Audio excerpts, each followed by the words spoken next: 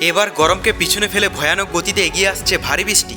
গত কয়েকদিন ধরে অসাদিসা গরম থাকলেও এবার কিন্তু আবহাওয়ার পরিবর্তন ঘটতে চলেছে বাংলার বুকে। কিন্তু ঠিক কোন এলাকায় আবহাওয়ার পরিবর্তন ঘটবে এবং কোন দিকেই বা ভারী বৃষ্টি হবে তা নিয়ে এই ভিডিওতে আপনাদেরকে বিস্তারিতভাবে জানিয়ে দেব। আপনি ভিডিওটি অবশ্যই শেষ পর্যন্ত দেখবেন। ভিডিওটি ভালো লাগলে একটি লাইক করবেন, আর এইরকমই লেটেস্ট ও হেল্পফুল ভিডিওগুলি সবার প্রথম দেখার জন্য আমাদের চ্যানেলটিকে সাবস্ক্রাইব করে পাশের বেল আইকনটি বাজিয়ে দেবেন। চলুন এক নজরে দেখে নেওয়া যাক। অবশেষে নিম্নচাপ ছাড়লো দক্ষিণবঙ্গ থেকে, এবার তার গন্তব্য ছত্তিশগড়ে। কিন্তু এখনও বাংলা থেকে বৃষ্টির প্রভাব যায়নি বলে জানিয়েছে আলিপুর আবহাওয়া দপ্তর। আজ দক্ষিণবঙ্গের একাধিক জায়গায় বৃষ্টিপাত হতে পারে।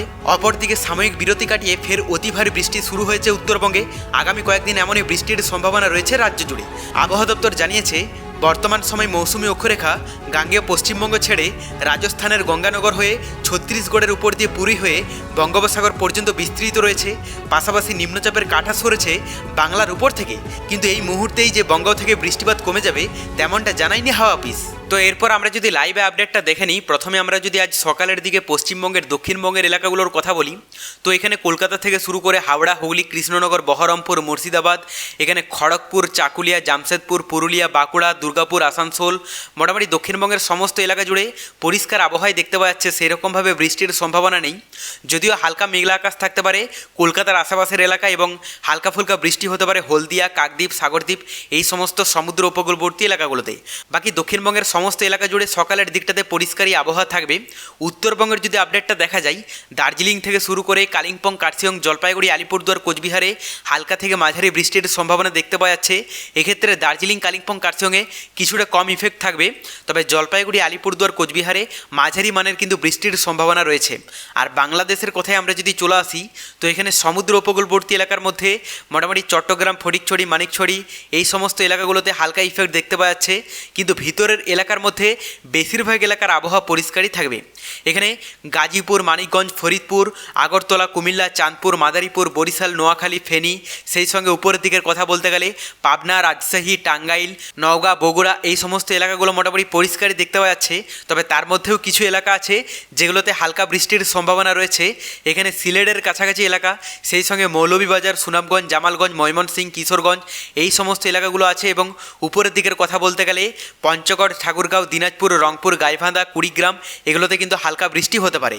এরপর আমরা দুপুরের দিকে আপডেটটাও দেখে নেব। তো দক্ষিণবঙ্গের কথা বলতে গেলে দুপুর থেকে বিকেলের মধ্যেও কিন্তু বৃষ্টির সম্ভাবনা রয়েছে। গত কয়েকদিনের মতোই আজকেও কোনো রকম চেঞ্জেস নেই, মানে মোটামুটি পরিষ্কার আবহাওয়া কিন্তু থাকবে না।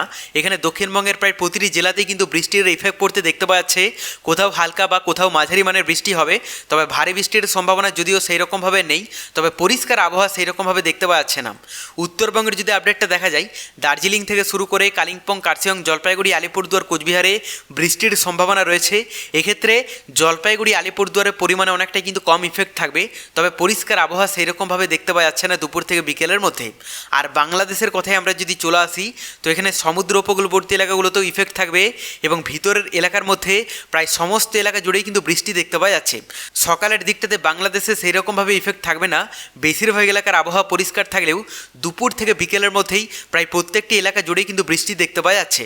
দেখুন, গত কয়েকদিন আগে বঙ্গোপসাগরে যে নিম্নচাপটি সৃষ্টি হয়েছিল, সেই নিম্নচাপটি অলরেডি বিলীন হয়ে গেছে। এই মুহূর্তে কোনো রকম সিস্টেম বা দুর্যোগ দেখতে পাওয়া যাচ্ছে না, তবে আস্তে আস্তে পশ্চিমবঙ্গ এবং বাংলাদেশে ইফেক্ট অনেকটা অংশে কিন্তু কম পড়বে। পরবর্তীতে বঙ্গোপসাগরে নতুন কোনো দুর্যোগের আভাস পেলে অবশ্যই আপনাদেরকে লাইভে জানিয়ে দেবো। এরপর আমরা তাপমাত্রাটা দেখে নেব যে আজ পশ্চিমবঙ্গ এবং বাংলাদেশে কীরকম কী তাপমাত্রা থাকতে পারে।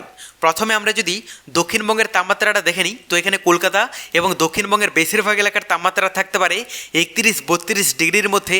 পাশাপাশি উত্তরবঙ্গের যদি তাপমাত্রাটা দেখা যায়, এখানে দার্জিলিং, কালিম্পং, কার্শিয়ংয়ে 23 থেকে 25 ডিগ্রি থাকবে।